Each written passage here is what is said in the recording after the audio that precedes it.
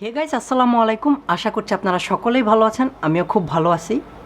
বেশ কিছুদিন ধরেই আমাকে অনেকে অনেকভাবে জিজ্ঞাসা করতেছে যে তাদের ড্রেসের এই সমস্যা।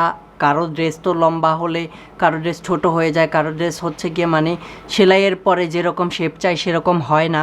তো বিভিন্ন ধরনের টিপস অনেকেই জানতে চাচ্ছে আমার কাছে। তো সেই সব বিষয়গুলোকে আমি মাথায় রেখে আমি ভাবলাম যে টিপস অ্যান্ড ট্রিক্সের একটা সিরিজ করলে কেমন হয়। তো সেই সুবাদে আজকে হচ্ছে নতুন টিপস অ্যান্ড ট্রিক্সের প্রথম ভিডিওতে আপনাদেরকে স্বাগতম।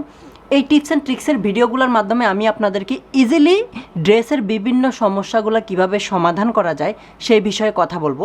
সো আজকে হচ্ছে অনেকে আমাকে বলেন যে তারা যখন ড্রেসটাকে স্টিচ করে তারপর পরে তখন হচ্ছে ড্রেসটা যদি একবার ধোয়ার পর দেখা যায় অনেকের ড্রেস বাঁকা হয়ে যায়, অনেকের ড্রেস ছোট হয়ে যায়, অনেকের ড্রেস টাইট হয়ে যায়।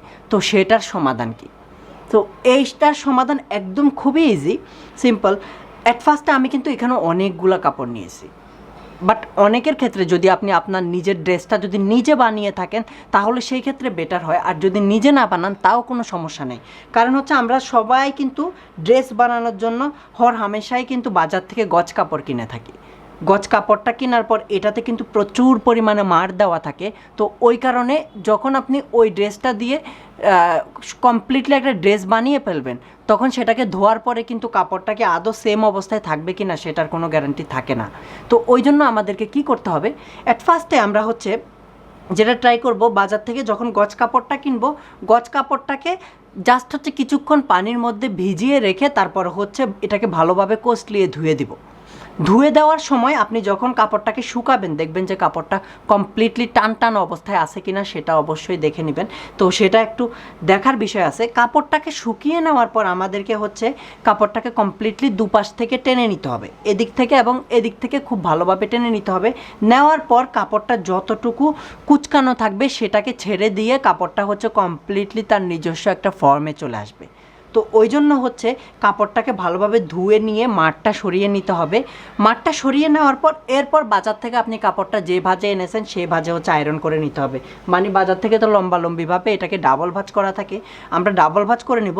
বাট তখন হচ্ছে আপনি দেখবেন যে হচ্ছে কাপড়টাতে আসলেই কী প্রবলেমটা ছিল বা কী প্রবলেমটা হতে পারে।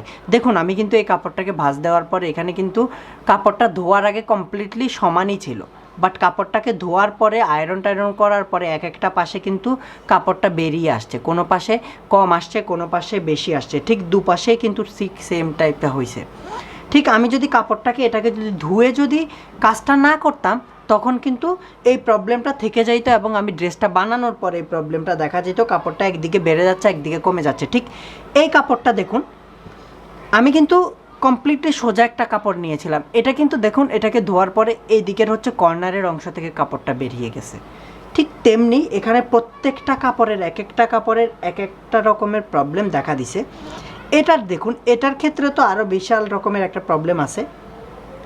যেমন এই কাপড়টা যখন আমি ধুয়েছিলাম কমপ্লিটলি সমান ছিল, বাট ধোয়ার পরে দেখুন এখানে কিন্তু একটা পাশ অনেকটা পরিমাণে কমে গেছে, একটা দিকে চেপে গেছে আর একটা পাশ আরেক দিকে বেড়ে গেছে। ঠিক তেমনি এই পাশটাতেও একটা পাশ বেড়ে গেছে একটা পাশ কমে গেছে।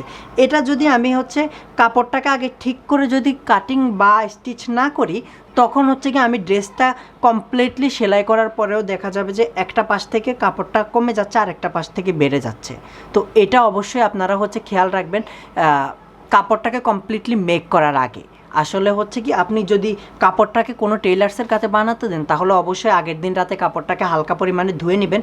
কারণ হচ্ছে আপনি এক্ষেত্রে বলতে পারেন আমরা হচ্ছে সব কাপড় তো ধুয়ে দিতে পারি না, সব কাপড় তো ধুলে সেটার ফিনিশিংটা ঠিক থাকে না, আর সবগুলো কাপড় তো এভাবে ধোয়াও যায় না। আমি নর্মালি বলতেছি যেসব কাপড়ে এই ধরনের সমস্যাগুলো হওয়ার প্রবণতাটা থাকে, যেমন হচ্ছে সুতি কাপড়গুলা বা হচ্ছে জর্জেট কাপড়গুলোতে বেশি হওয়ার প্রবণতা থাকে না, যেই কাপড়গুলো ধুলে আপনার মনে হচ্ছে খেপে যাবে বা ছোট হয়ে যাবে ওই ধরনের কাপড়গুলোতে আপনি হচ্ছে ধুয়ে দিতে পারেন সেলাই করার আগে শুকিয়ে। বা হচ্ছে আপনি যদি নিজে বানান তাহলে হচ্ছে আগে দিয়ে কাপড়টাকে ধুয়ে নেবেন যাতে এই ধরনের কম বড় ছোট প্রবলেমগুলো না হয়, সেটা যাতে আপনার মাথায় থাকে। আর এই ধরনের প্রবলেমগুলোকে অ্যাভয়েড করার জন্য আর কি। আর আপনি যদি এইভাবে কাপড়টাকে ধুয়ে কমপ্লিটলি স্টিচ করার আগে আয়রন করে নিয়ে তারপর হচ্ছে কাটিং করে তারপর স্টিচ করেন তাহলে ড্রেসটা কমপ্লিটলি মেক করার পর কোনো ধরনের প্রবলেম থাকবে না। এটাই ছিল আজকের টিপস। হোপফুলি আপনাদের ভালো লাগবে, আর এটা অবশ্যই ফলো করার ট্রাই করবেন। তাহলে দেখা হচ্ছে পরবর্তী টিপস অ্যান্ড ট্রিক্স ভিডিওতে। ভিডিওটাকে লাইক করে, ফেসবুক পেজটাকে ফলো করে, ইউটিউব চ্যানেলটাকে সাবস্ক্রাইব করে সাথেই থাকবেন।